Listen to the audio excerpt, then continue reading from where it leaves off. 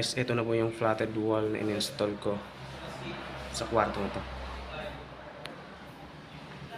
Bali yung kadugtong niyan, dito ko in-install sa kabila para walang sayang. Yun.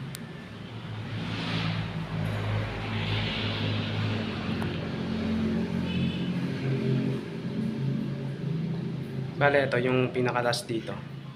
Dinikit ko na lang to ng no more nail kasi wala na siyang pagkakabitan.